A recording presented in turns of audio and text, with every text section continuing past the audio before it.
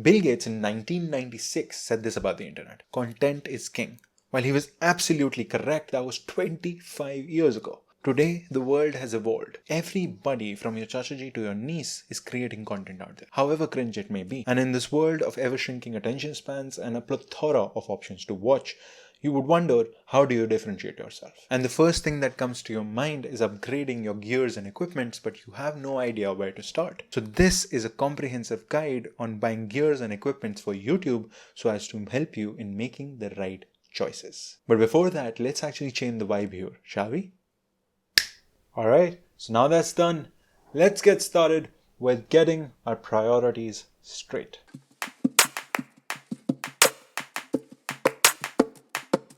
Remember the quote I just told you? Content is king? Well, in 2022, in the field of video creation, at least on YouTube, I don't think content is the king anymore. In my humble opinion, the priority order has changed. The new order, in my opinion, is audio is the king, content is the queen, lighting is next, and camera is the last. Think about it. Would you actually watch a video with horrible audio quality enough to find out whether or not the content is good enough or not? I wouldn't. Most of us won't. Next, would you actually watch a video shot with excellent cameras, like one of the most expensive cameras ever, but the person who's talking to you is making no sense? I wouldn't watch that video. So won't you. So content does come next. Finally, lighting, contrary to what most people believe, is one of the most important elements of making a frame more visually appealing than a good quality camera. To illustrate that point, let me actually tell you a very interesting fact. Up till right now, this video that you have been watching is actually not being shot on my main camera. It's just not. It's actually being shot on my phone. Believe it or not, phone cameras have gotten so good that you don't actually need to buy expensive cameras before you spend your precious resources, whether it's in time or money, on the above three questions. As long as my audio is good enough, my content is good enough, I'm making sense, the video scene is well lit, you won't notice which camera I'm using. Now that our priorities are straight and we both are on the same page, let's actually move on to learning about the first priority component, which is audio. So audio is what we nerds like to call as andha kuan. We call it that because you can keep going deeper and deeper and deeper into the topic and it never seems to end. It's just so vast. I can keep talking to you all day about pickup patterns and wave patterns and waveforms and parabola mics and etc, but it's all just technical jargon. And honestly, it's not that relevant to you anyway. As a YouTuber, you don't need to know so much about mics to get good enough audio. You really need to understand 5 main types of mics and pick the right kind of mic for your kind of video, and that's it. You can keep increasing your knowledge and equipment of audio gradually and slowly as you grow your channel. The first kind of mic is actually called an inbuilt or onboard microphone. It's basically the mics that are built into your devices, like the phone that I'm shooting right now or the camera that I am holding in my hands. Most cameras have a onboard mic. This mic is usually also called as scratch mic or sync mic, because that's all that their purpose is. They're actually just used as reference audio to know what was going on in the scene while this was being shot, instead of actually being used as a serious audio source. More often than not, most mics inside a particular device which has a camera are horrible. Those mics are not meant to make professional YouTube videos, especially the ones on your phone, and especially the ones on these cameras. Even though it has a big old mic and they advertise they have a great mic, it's just nothing as compared to a proper external microphone. So my general recommendation is to not use the onboard or inbuilt microphone on any of your devices, and do spend a little bit on good external microphones. Now, before I move on to the 4 kinds of microphones that I'm actually recommending, I need to address 2 important points when it comes to microphones. The first is basically the golden rule when it comes to any microphone in general, is that the closer the mic is to your subject talking, the better it will sound. It is the same across the board, and even a very cheapo mic like this will sound good enough if it's really close to my mouth.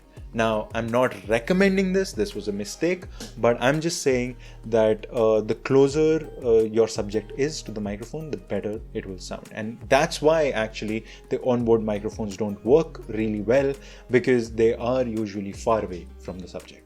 The second thing I want to mention is that brands really matter when it comes to microphones. Microphones are very sensitive, complicated pieces of hardware which have to have a very strict quality control, and that's why brands which are reputed are very important when it comes to spending your hard-earned money on such microphone hardware, because they can be expensive. In the top end, remain with Rode, Sennheiser or Audio-Technica. You can't go wrong with all these 3. And in the budget end, Boya has made a very good name for itself.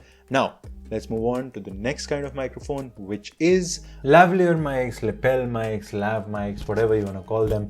Are these tiny little mics which usually have like a wind foam cover on it, and they just clip on to your clothing. That's why they're called lapel mics. These are my go-to recommendation for a first mic. These are excellent mics to start with because they are easy to work with and sound significantly better than your onboard microphone, majorly because they are very close to your mouth. Now, which mics to get?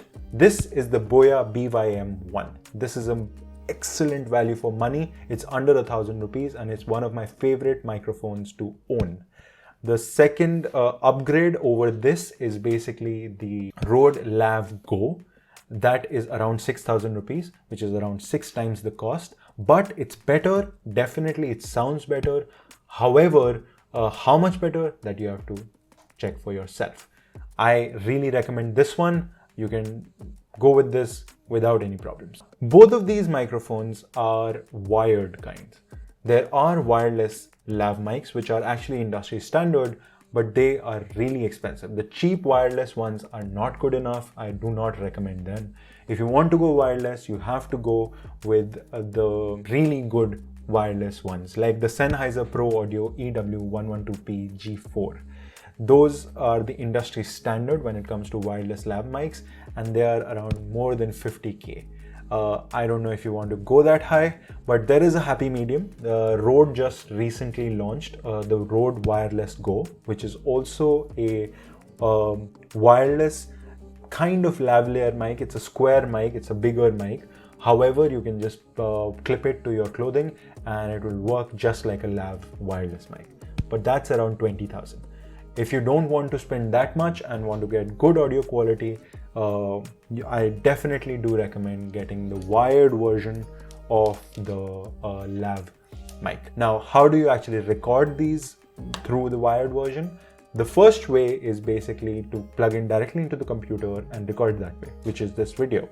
The second way is actually a very nice one, which brings me to the next mic as well, is getting something like this. It's a Mic-cum-Recorder.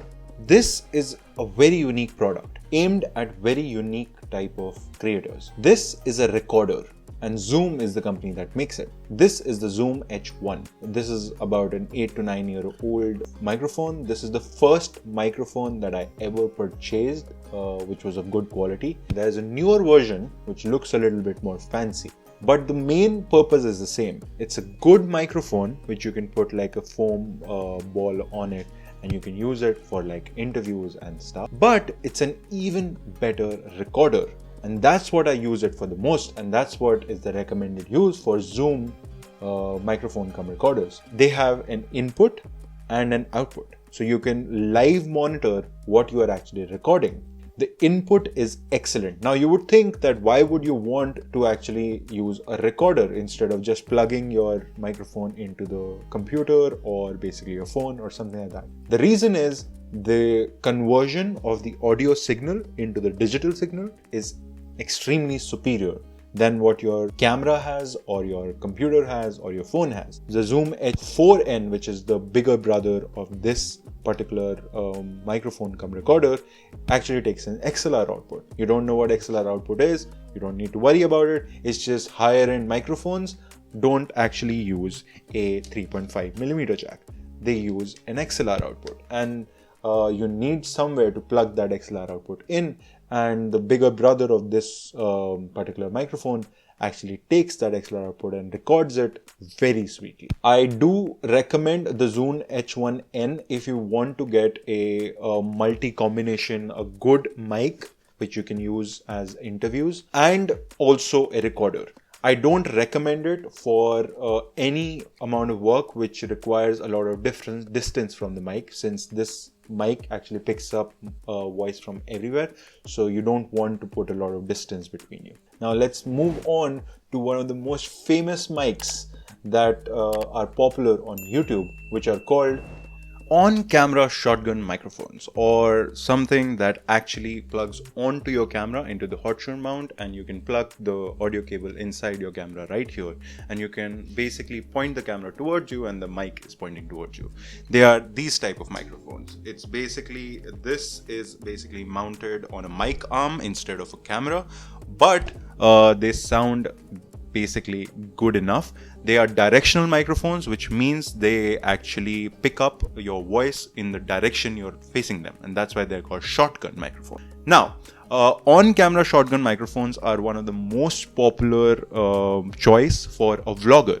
So if you want to vlog, this is the best choice, because you will be pointing the microphone towards you, and hence it will pick up your voice much better. But which ones do I recommend?